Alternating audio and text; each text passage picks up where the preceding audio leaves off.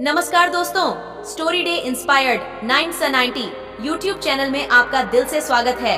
सही कहा है किसी ने, चिंता और चिता में सिर्फ एक बिंदु का फर्क होता है। इस दुनिया में कुछ लोग बेवजह चिंता करते हैं, बिना किसी कारण ही अपने आप को और मन को परेशान करते रहते हैं। चिंता हमें बीमार करती है।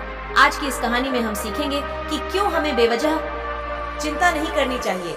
एक गांव में एक किसान था जिसे एक बहुत ही बुरी आदत लग चुकी थी और वह आदत थी बेवजह चिंता करने की। वह हर समय किसी न किसी चीज की चिंता करता ही रहता। वह हर समय सोचता रहता है कि कहीं मेरे साथ कुछ गलत ना हो जाए, जबकि उसकी जिंदगी में अभी तक सब कुछ ठीक ही चल रहा था। उसके पास एक बड़ा सा खेत था जिसमें अच्छी खासी फसल हो जाती थी। खेती करने के लिए 2 बैलगाड़ियां थी, एक अच्छा घर था, एक पत्नी और 2 प्यारे बच्चे थे। लेकिन फिर भी वह किसी न किसी अनहोनी के बारे में सोचकर बेवजह चिंता करता रहता।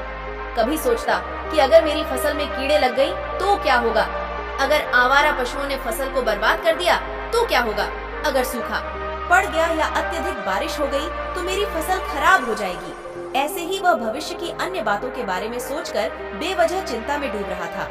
जैसे कि कहीं खेती के समय मेरे बैल बीमार ना पड़ जाए, मेरे बच्चों का भविष्य कैसा होगा, कहीं बुढ़ापे में मुझे कोई बड़ी बीमारी ना हो जाए, मेरे बच्चे बुढ़ापे में मेरा ख्याल रखें भी या नहीं, वगैरह वगैरह। अपनी इस लगातार बेमतलब चिंता करने की आदत की वजह से वह आसान और परेशानी नहीं लगता था और अब उसका किसी भी काम में कोई मन भी नहीं लगता था। उसकी पत्नी ने भी इस बात को अनुभव किया कि उसे बिना मतलब चिंता करने की आदत पड़ चुकी है। उसने उसे कई बार समझाने की कोशिश भी की, तुम बेवजह चिंता करना छोड़ दो, लेकिन उसके समझाने का कोई मतलब नहीं रहा। उसे पता चला कि नगर में एक महात्मा आए हैं जिनके पास सारी समस्याओं का हल है। फिर एक दिन वह उसे लेकर एक बौद्ध भिक्षु के आश्रम में पहुंची। बौद्ध भिक्षु बहुत ही बुद्धिमान और ज्ञानी व्यक्ति थे। किसान और उसकी पत्नी अपनी सारी समस्या बौद्ध भिक्षुओं के समक्ष रख दी। किसान ने कहा, महात्मा, मैं हर समय किसी न किसी बात की चिंता करता रहता हूँ। मैं ज्यादातर उन बुरी चीजों के बारे में, और फिर कभी अपना हाथ अपने सिर पर रखते तो कभी जमीन पर। वह बहुत ही चिंतित और बेचैन चक्कर चिंतित होता रहता हूँ, जो अभी तक मेरे साथ हुई भी नहीं। किसान की समस्या को पूरे ध्यान से सुनने के बाद बौद्ध भिक्षु ने कहा, ठीक है, तुम दोनों कल सुबह आना और फिर मैं तुम्हें तुम्हारी समस्या का समाधान बता दूंगा। अगली सुबह जब किसान और उसकी पत्नी बौद्ध भिक्षु के आश्रम में पहुंचते हैं तो देखते हैं कि बौद्ध भिक्षु बहुत ही चिंतित अवस्था में जमीन पर पालथी मारकर बैठे हुए हैं और उनके सामने एक दूध से भरा गिलास रखा हुआ है।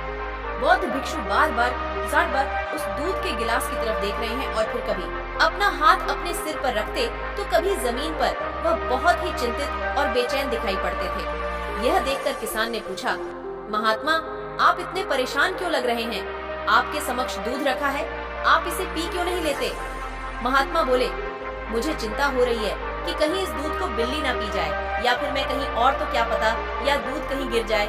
मैं दूध को पीना तो चाहता हूँ, लेकिन मेरा भी मन नहीं है। मैं तो यही सोच रहा हूँ कि अगर यह दूध खराब हो गया या कोई गंदी चीज इस पर पहुँच गया तो फिर क्या होगा? इतना सुनकर किसान जोर से हंसने लगा। किसान ने हंसते हुए कहा, महात्मा, इसमें इतनी चिंता करने वाली कौन सी बात है? ये दूध ही तो है।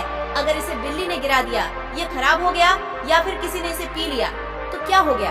ये आपको दोबारा मिल जाएगा। और वैसे भी आपका चिंता करना व्यर्थ है, क्योंकि ना तो अभी इसे बिल्ली ने गिराया है, ना ही खराब हुआ है, और ना ही अभी इसे किसी ने पिया है, और हो सकता है कि भविष्य में ऐसा हो भी ना।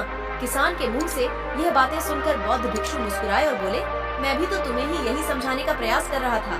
दोस्तों, मिलते हैं अगली में वीडियो। दोस्तों, कैसी ये कहानी आपको अच्छी लगी हो तो इस वीडियो को लाइक करें और ऐसी और कहानी सुनने के लिए स्टोरी डे इंस्पायर्ड 990 बाय